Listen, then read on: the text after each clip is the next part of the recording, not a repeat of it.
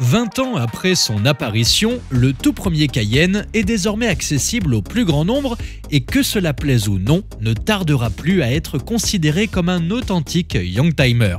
Il nous a donc paru judicieux de réexaminer son cas dans la vidéo d'aujourd'hui.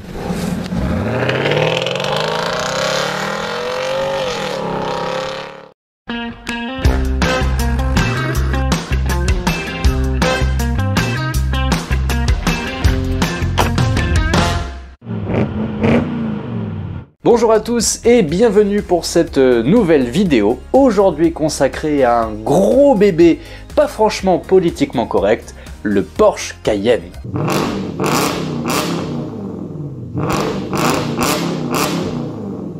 Mais avant de vous en parler, je voulais vous dire que dans la vidéo de la semaine prochaine, il y aura enfin la surprise dont je vous parle depuis de nombreuses semaines. Suspense et teasing, donc rendez-vous dans la vidéo de mardi prochain. N'hésitez pas également à visiter le site de notre partenaire Start Your Engine si jamais vous êtes à la recherche d'une montre inspirée du monde de l'automobile et de l'automobile ancienne, et en plus ce sont des montres françaises, et bien vous aurez 10% de remise avec notre code promo CarJagger.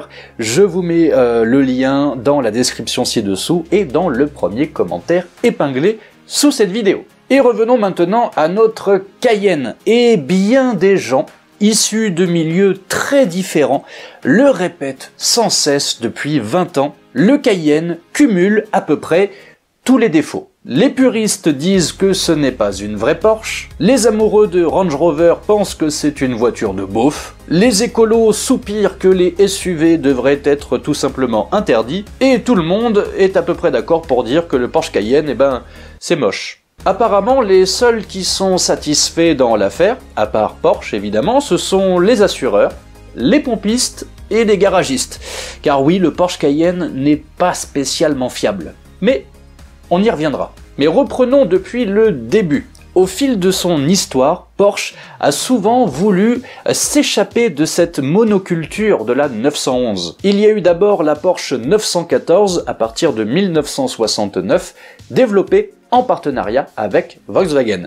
Échec cuisant. Puis la série des PMA, les fameuses Porsche à moteur avant, avec notamment la 924, la 944, la 968 et la 928, qui ont connu un certain succès commercial, mais qui ne sont jamais parvenus à détourner les Porschistes invétérés de l'icône 911 à moteur arrière. De sorte qu'au milieu des années 1990, Porsche se retrouve dans une situation un petit peu délicate après l'abandon des derniers modèles de Porsche à moteur avant. C'était toutefois sans compter sur la détermination et le talent d'un manager d'exception nommé Wendelin Wiedeking.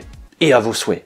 Arrivé à la tête de l'entreprise en 1993, l'homme l'a si profondément transformé qu'il n'est pas excessif de parler d'une véritable révolution lorsque l'on détaille l'ampleur des changements qu'il a mis en œuvre. Qu'il s'agisse des processus de fabrication, de la stratégie ou encore des plans produits. Et c'est sous sa direction que Porsche devient le constructeur automobile le plus rentable du monde en multipliant par 10 sa production en seulement 15 ans. Et sans que cela ne nuise à l'image de marque de Porsche.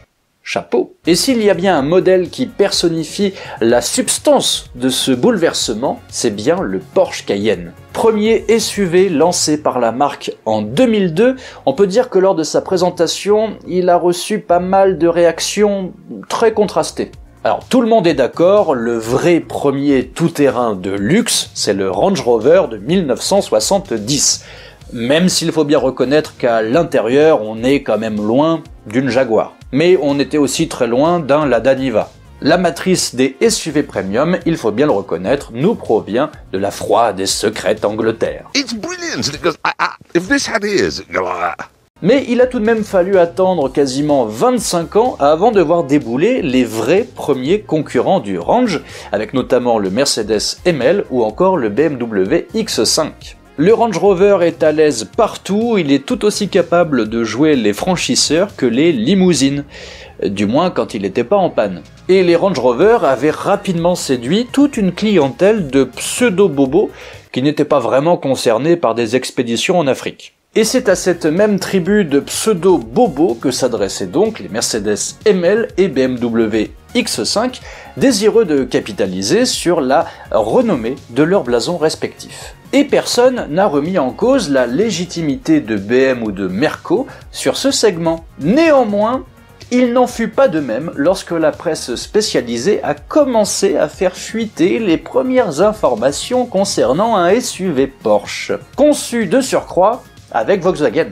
Comment un constructeur de voitures de sport pouvait-il envisager de produire l'un de ces gros breaks surélevés dont le poids et le centre de gravité étaient à l'évidence incompatibles avec l'amour du pilotage qui constituait l'ADN de la marque? Y avait-il une place sur le marché et dans le cœur des Porschistes pour une espèce de voiture 5 portes familiale comme tant d'autres? Porsche allait-il se contenter d'apposer simplement son logo sur un dérivé de Passat ou d'Audi A6 ? Ces questions, tout le monde se les est posées avant la présentation officielle, et même encore un petit peu aujourd'hui. Car à l'instar d'une Renault 12 Gordini, d'une Bentley Continental GT ou encore d'un Lada Niva, le Porsche Cayenne est typiquement le genre de bagnole qui a reçu le plus de commentaires virulents de la part de personnes qui ne l'ont jamais vraiment testé. Mais c'est de la merde! Or, lorsqu'il est bien entretenu, qu'il est bien chaussé et qu'il est conduit avec respect, j'en conviens, c'est pas mal de conditions,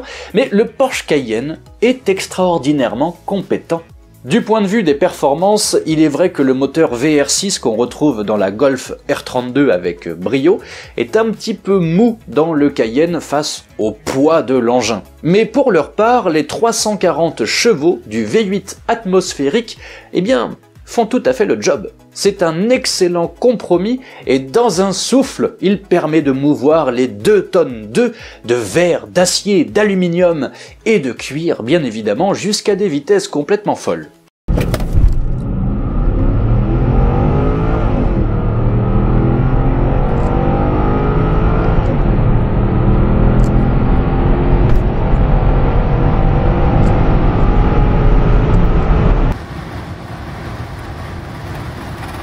D'autant plus que les acousticiens de Stuttgart ont particulièrement travaillé la tessiture du 8 cylindres.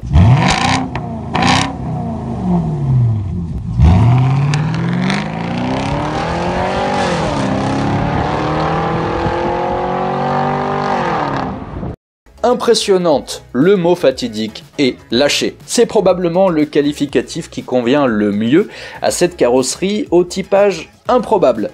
Pas si encombrant qu'il en a l'air, le Cayenne en impose pourtant en toutes circonstances, que vous cabotiez sur le boulevard Saint-Germain ou que vous surgissiez à fond les ballons dans le rétro de la voiture qui est devant vous. Il n'y a pas franchement plus efficace qu'un Cayenne pour faire le ménage sur la file de gauche. Mais en définitive, ce n'est pas tant la vitesse qui impressionne le plus, mais davantage la facilité de conduite. L'équilibre général du châssis et la transmission intégrale autorisent des vitesses de passage en virage qui forcent le respect compte tenu du gabarit et du poids, même si cela se paie par une fermeté de suspension qui ne conviendra pas à tout le monde. Et lorsqu'on quitte le goudron, le festival continue, les capacités de la voiture ne se limitent pas à escalader les trottoirs. Naturellement, il n'est guère fréquent de croiser un Cayenne couvert de boue jusqu'aux vitres et en train de s'extraire d'un sous-bois après une longue randonnée bucolique, mais il n'en demeure pas moins que l'ingénierie Porsche avait méticuleusement fignolé le bazar avec entre autres un blocage manuel du différentiel arrière et des barres anti-roulis déconnectables. Alors d'où vient cette réputation sulfureuse qui colle aux pneus du Cayenne ? On pourrait formuler bon nombre d'hypothèses, mais le Cayenne c'est un petit peu comme une Bentley. Sa mauvaise réputation lui vient tout simplement de ceux qui l'ont acheté. Le scénario est hélas trop connu. Lorsque le Cayenne était vendu neuf, il était vendu à des gens particulièrement fortunés. Et la voiture tombait au fur et à mesure des ventes successives en occasion dans des mains de personnes qui n'avaient pas les moyens de l'entretenir. Et ces gens-là ne s'amusaient alors que quelques mois en tirant comme des grosses brutes sur une mécanique qui était déjà extrêmement complexe. Avant de s'en débarrasser lorsque des voyants au tableau de bord commençaient à s'afficher et que se profilaient des réparations coûteuses.